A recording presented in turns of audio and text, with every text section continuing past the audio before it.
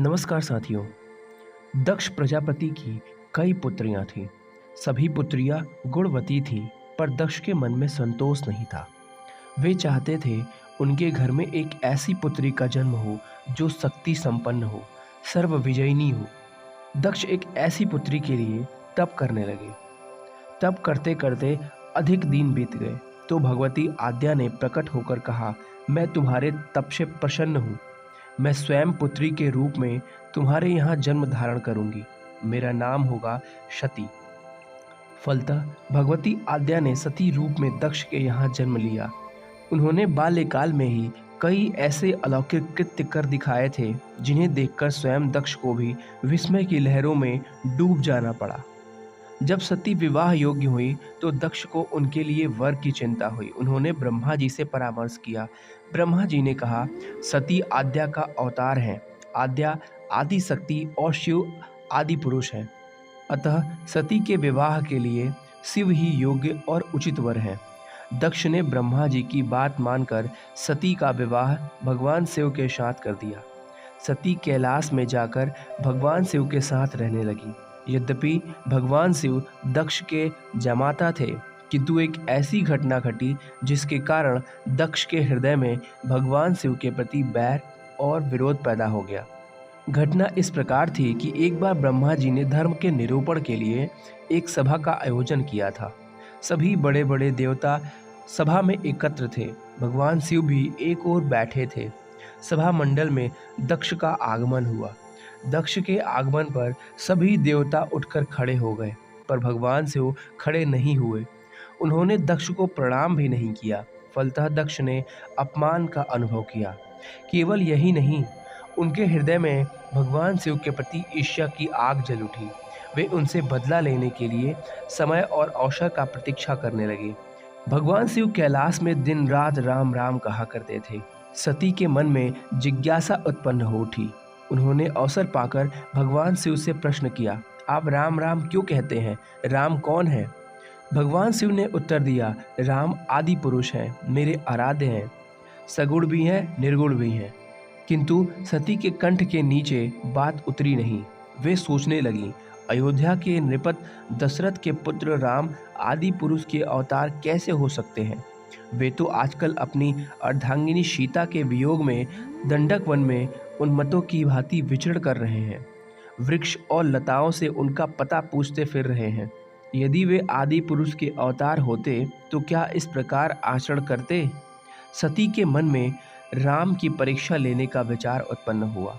सीता का रूप धारण करके दंडक वन में जा पहुंची और भगवान राम के सामने प्रकट हुई। भगवान राम ने सती को सीता के रूप में देखकर कहा, माता, आप एकाकी यहाँ वन में कहाँ घूम रही हैं? बाबा विश्वनाथ कहाँ हैं? राम का प्रश्न सुनकर सती से कुछ उत्तर देते न बना। वे अदृश्य हो गईं और मन ही मन पश्चाताप करने लगीं कि उन्होंने व्यर्थ ही राम पर संदेह किया। राम सचमुच आदि पुरुष के अवतार हैं। सती जब लौटकर कैलाश गईं तो भगवान शिव ने उन्हें आते देख कहा, सती, तुमने माता सीता के रूप में प्रभु राम की परीक्षा लेकर अच्छा नहीं किया। माता सीता मेरी आराध्या है। अब तुम मेरी अर्धांगिनी कैसे रह सकती हो? इस जन्म में हम और तुम पति और पत्नी के रूप में नहीं मिल सकते। शिव जी का कथन सुनकर सती अत्यधिक दुखी हुई, पर अब क्या हो सकता था? शिव जी के मुख से निकली हुई बात असत्य कैसे हो सकती थी? शिव जी समाधिस्थ हो गए। सती दुख और पश्चाताप की लहरों में डूबने उतराने लगी। उन्हीं दिनों सती के पिता कनखल में बहुत बड़ा यज्ञ कर रहे थे। वे उस यज्ञ मंडल में गई जहाँ सभी देवता और ऋषि मुनि बैठे थे। वे भगवान शिव का भाग न देखकर अपने पिता से बोली, पितृश्रेष्ठ, यज्ञ में तो सबके भाग दिखाई पड़ रहे हैं, किंतु कैलाशपति का भाग नहीं है। आपने उनका भाग क्यों नहीं दिया? दक्ष ने गर्व से उत्तर दिया, मैं तुम्हारे पति को देवता नहीं समझता। वह तो भूतों का स्वामी है, नग्न रहने वाला और हड्डियों की माला धारण करने वाला है। वह देवताओं की पंक्ति में बैठने योग्य नहीं है। उसे कौन भाग देगा? सती के नेत्र लाल हो उठे। उनकी भौहें कुटिल हो गईं। उनका मुखमंडल प्रलय के सूर्य की भांति तेजोत्पत्ति हो उठा।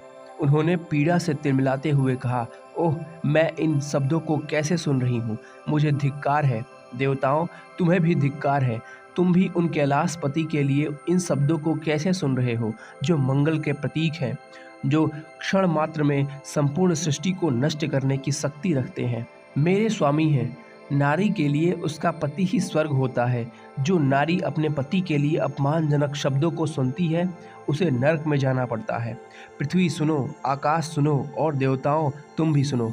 मेरे पिता ने मेरे स्वामी का अपमान किया है।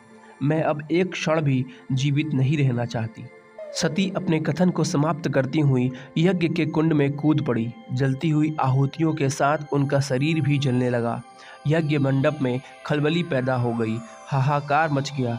देवता उठकर खड़े हो गए। जब इस घटना की जानकारी भगवान शिव को लगी तो वे अपने क्रोध पर नियंत्रण नहीं रख पाए। उनके क्रोध से पूरी सृष्टि कांपने लगी। अपने इसी क्रोध की ज्वाला से उन्होंने वीरभद्र की उत्पत्ति की। सती के प्राण त्यागने से दुखी भगवान शिव ने उग्र रूप धारण कर क्रोध में अपनी एक जटा उखाड़ ली, जो बिजली और आग की लपट के समान दीप्त हो रही थी। सहसा खड़े होकर उन्होंने गंभीर अट्ठास के साथ जटा को पृथ्वी पर पटक दिया। इसी से भयंकर वीरभद्र प्रकट हुए। धन्यवाद।